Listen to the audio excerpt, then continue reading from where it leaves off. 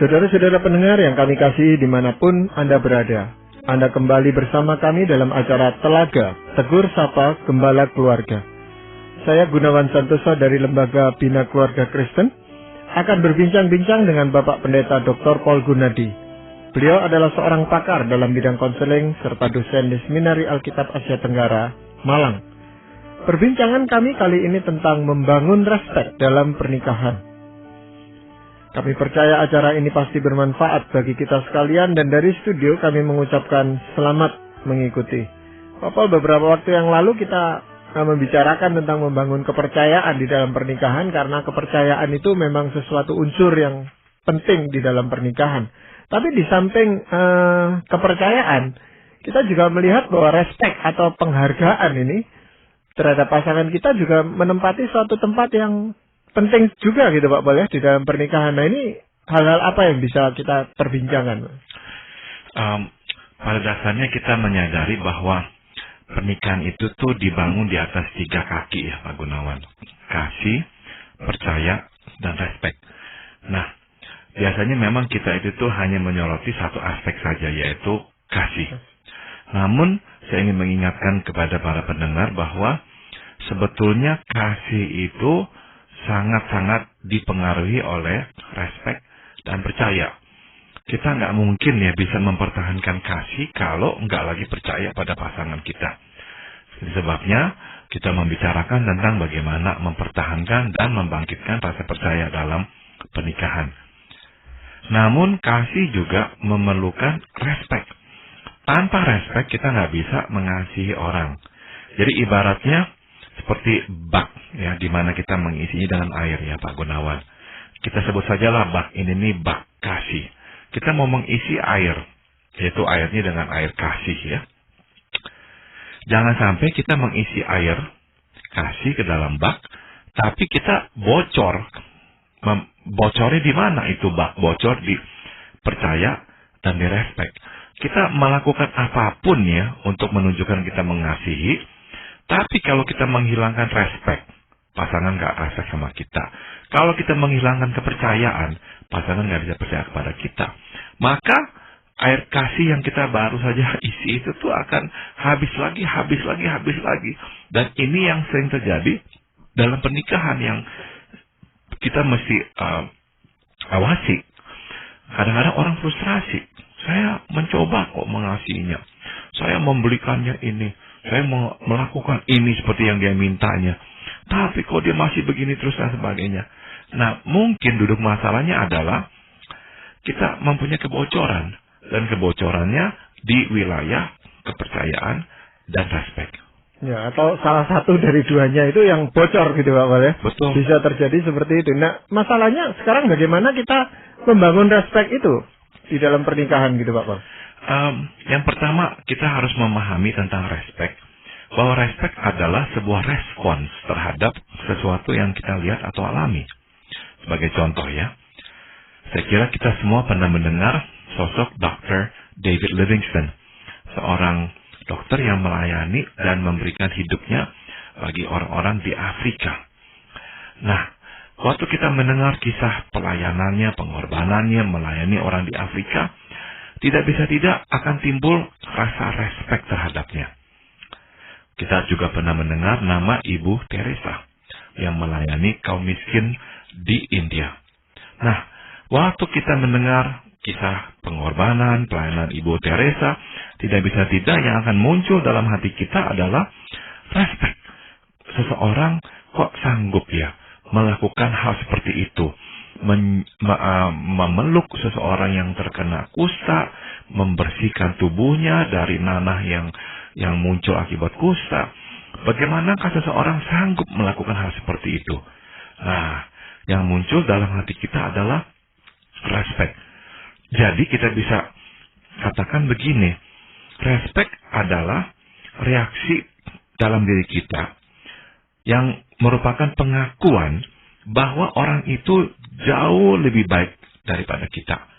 Nah, karena kita melihatnya lebih baik daripada kita, kita menempatkannya di atas diri kita. Dia mempunyai sesuatu yang baik. Nah, disitulah respek muncul. Jadi, inilah kodrat atau sifat respek yang pertama yang kita perlu pahami. Respek merupakan sebuah reaksi yang merupakan pengakuan terhadap sesuatu, terhadap orang yang mempunyai sesuatu yang begitu baik, yang mungkin saja kita tidak memilikinya. Nah, barulah keluar respek di situ. Ya, berarti respek itu muncul di dalam diri kita ketika kita menghormati seseorang itu karena tindakan-tindakannya yang mulia itu, Pak Bos. Betul sekali. Dengan kata lain, kalau memang kita tidak mempunyai tindakan-tindakan yang mulia, kita nggak bisa menuntut orang respek kepada kita. Sebab respek itu memang ya hanya ada jikalau kita melihat tindakan-tindakan yang mulia tersebut. Ya, tidak cukup hanya dengan kata-kata kamu harus menghormati saya, kamu harus menghargai saya, tapi kita tidak berbuat apa-apa gitu. Betul sekali.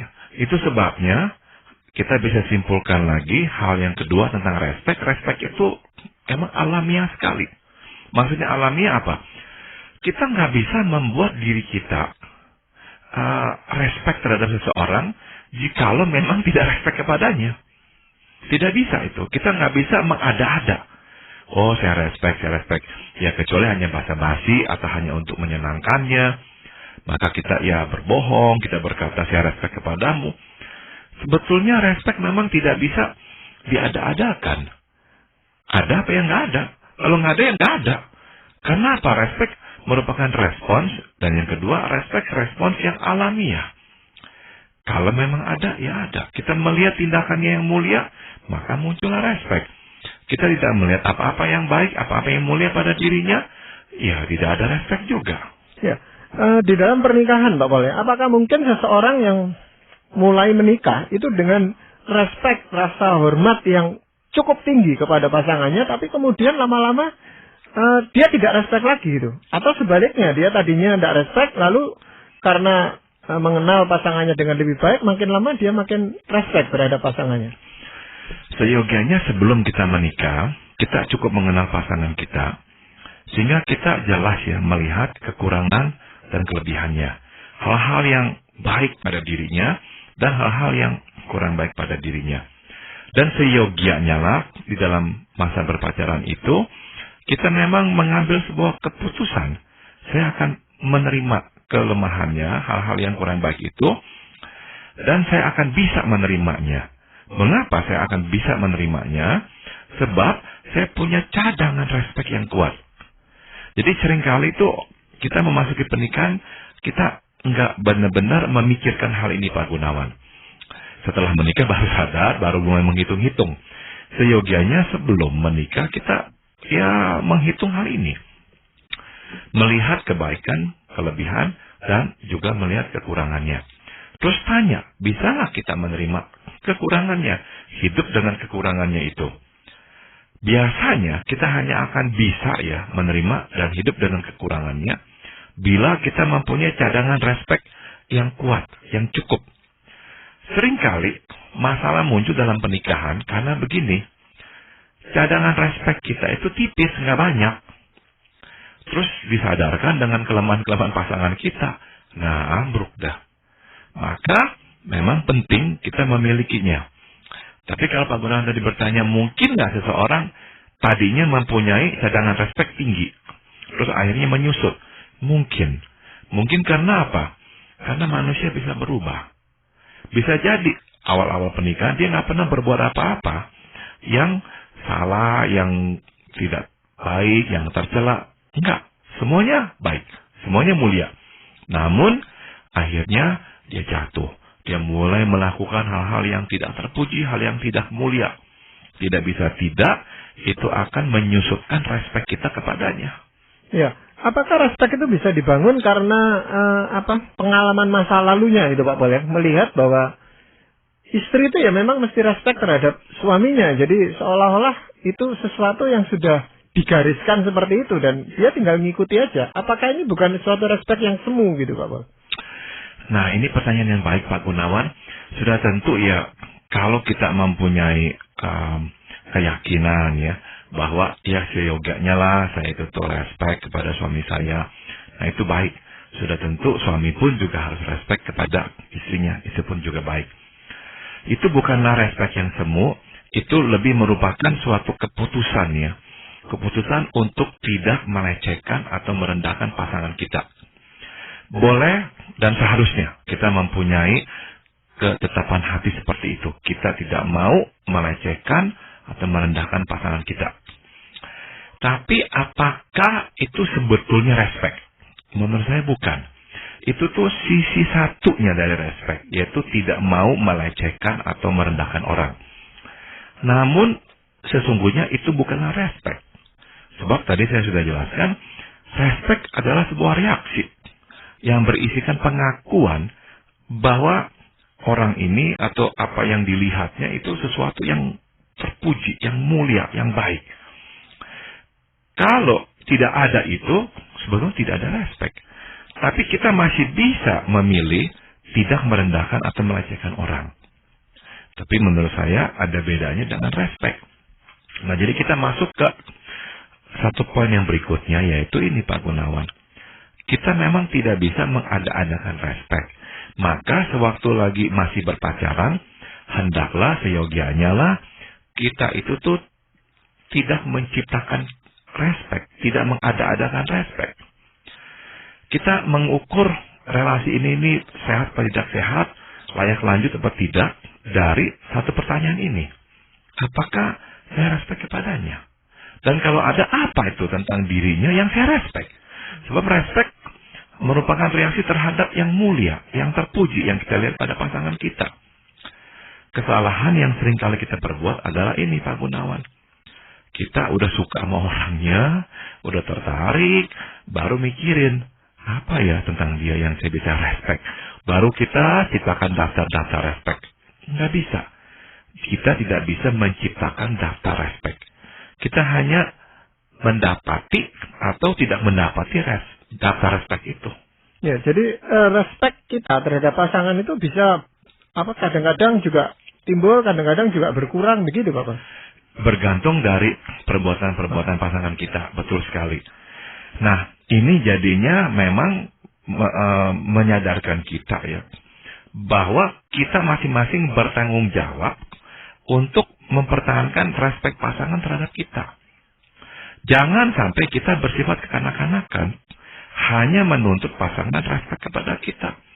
Kita harus tanya, alasannya apa pasangan respek kepada saya?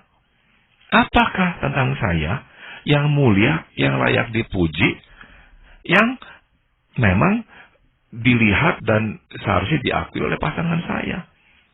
Kalau kita memang nggak bisa menemukan yang mulia dan yang layak dipuji, ya kita harus terima fakta bahwa dia pun akan sulit respek kepada kita.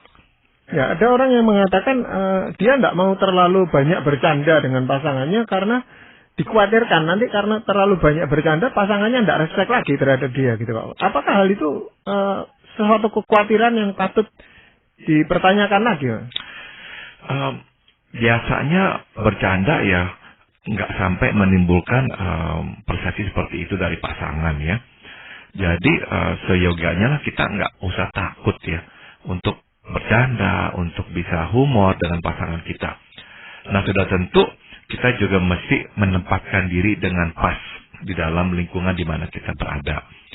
Jangan kita itu melakukan hal-hal yang ya terlihat terlalu merendahkan martabat, ya menimbulkan kesan kita kok nggak beradab, nggak berbudaya, nggak berpendidikan dan sebagainya.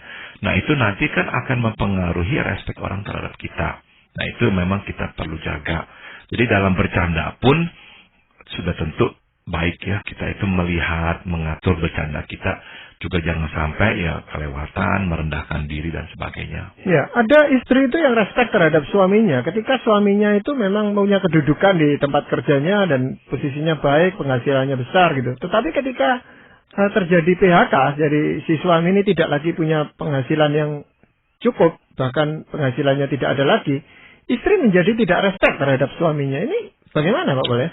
Itu sebabnya dasar respek Pak Gunawan seharusnya memang tidak boleh dilandasi atas prestasi-prestasi seperti itu.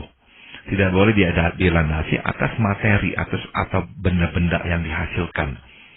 Sebab kita tahu respek yang didasari atas benda-benda atau prestasi seperti itu sangatlah mudah goyah. Itu tidak kuat ya.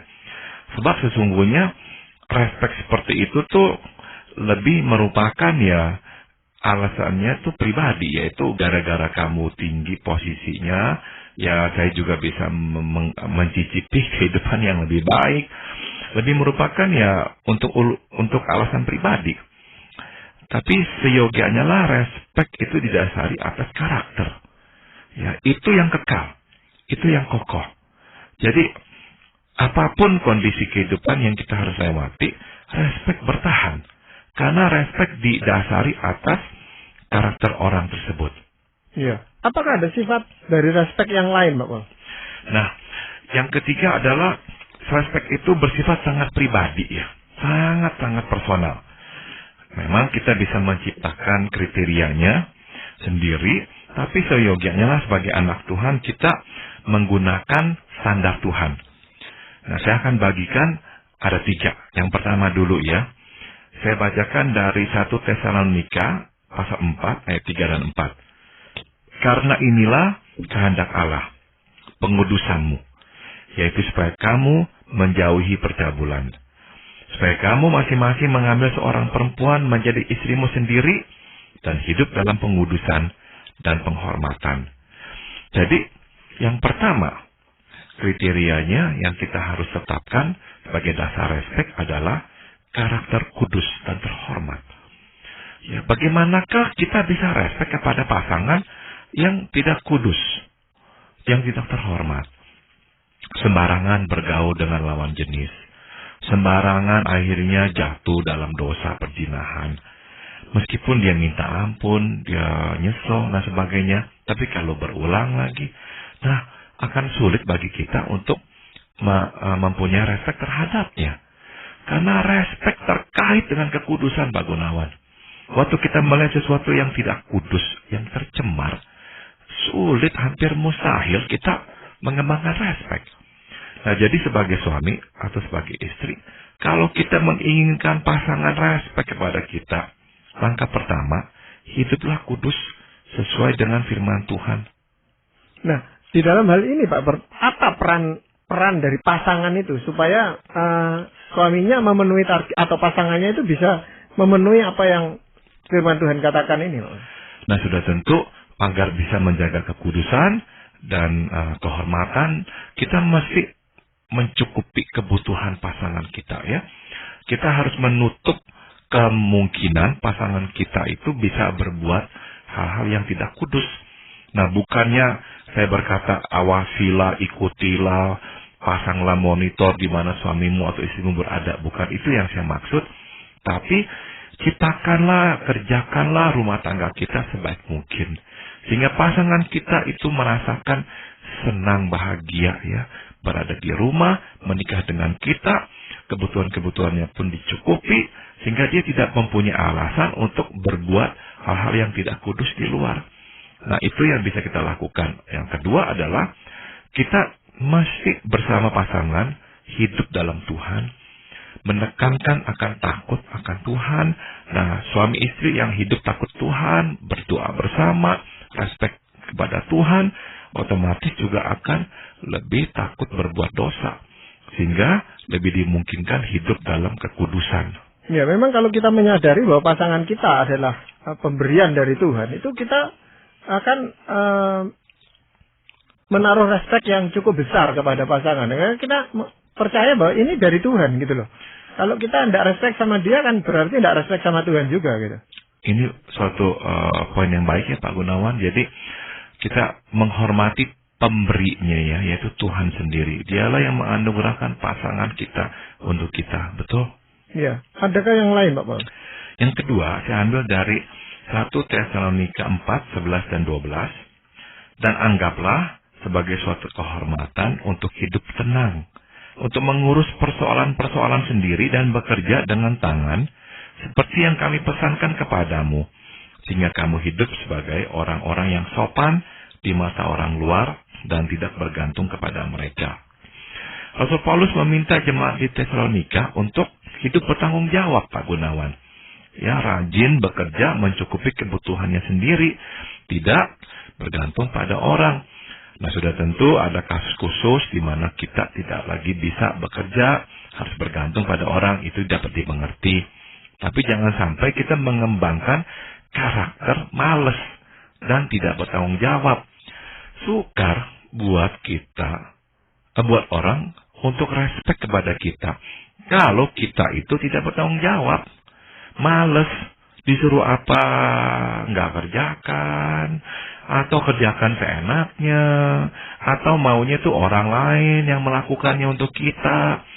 Nah, bagaimanakah pasangan bisa respect kepada kita kalau kita hidupnya seperti itu? Maka Paulus memberikan nasihat yang sangat praktis di sini. Hiduplah bertanggung jawab. Nah, dengan adanya tanggung jawab, pasangan pun akan dapat mengembangkan respect kepada kita. Ya, apa maknanya Rasul Paulus mengatakan bahwa hidup tenang itu dianggap sebagai suatu kehormatan itu, Pak? Maksudnya adalah jangan kita itu tuh mencari-cari masalah ya Pak Gunawan ya.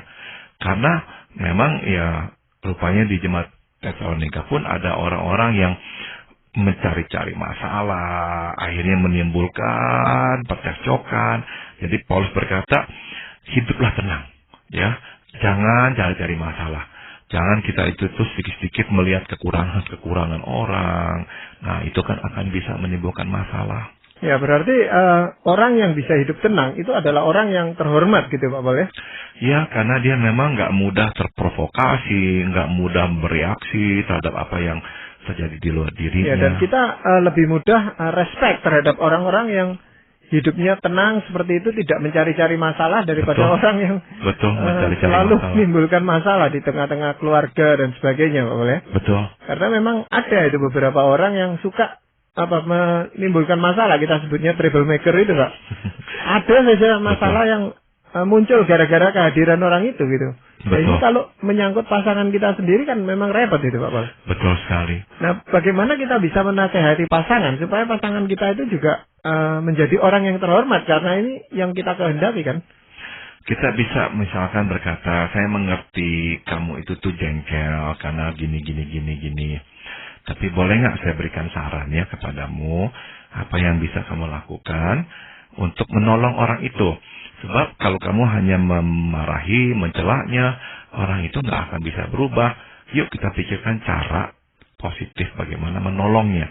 Jadi kita ajak pasangan kita bukan hanya melihat kekurangan, tapi mulai memikirkan cara untuk menolong orang tersebut dalam kekurangannya. Itulah yang kita tekankan kepada pasangan kita. Ya, sebenarnya setiap orang itu kan mau untuk dihargai, mau diberikan respect kepadanya. Tetapi kadang-kadang juga tidak tahu caranya bagaimana orang itu bisa respect terhadap dia. Betul. Itu Pak Paul. Jadi antara lain tadi yang dikatakan itu untuk tenang gitu ya, tidak menimbulkan masalah menjadi masalah baru. Nah, yang ketiga Pak Paul.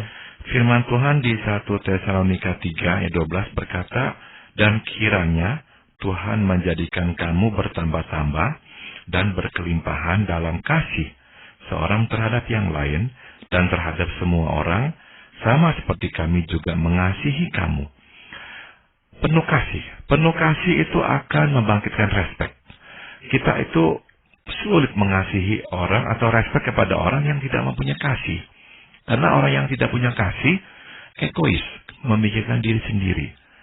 Orang yang tidak punya kasih juga bisa kejam ya terhadap orang yang dalam penderitaan.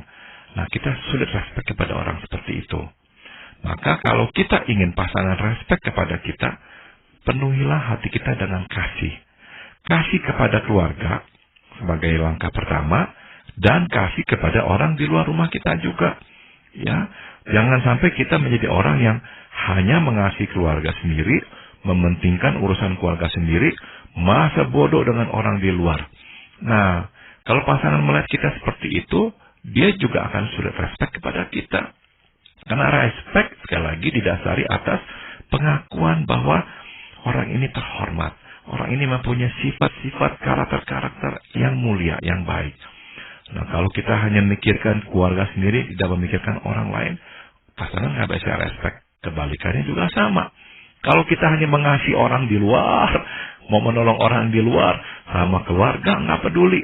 Pasangan susah untuk respect kepada kita, sebab dia melihat kita nggak mengasihi dia dan keluarga sendiri. Ya, ini memang suatu panggilan yang praktis buat kita untuk memperagakan kasih yang kita terima dari Tuhan itu, Pak Paul. Tetapi memang memperagakan kasih di tengah-tengah keluarga ini jauh lebih sulit daripada di luar itu.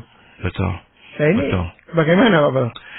Kita sekali lagi harus taati firman Tuhan ya Pak Gunawan. Firman Tuhan memang meminta kita untuk merawat, memenuhi kebutuhan keluarga kita. Sebab Tuhan berkata kalau kita enggak memperhatikan keluarga sendiri, kita itu tuh lebih buruk daripada orang yang tidak percaya atau orang yang tidak kenal Tuhan.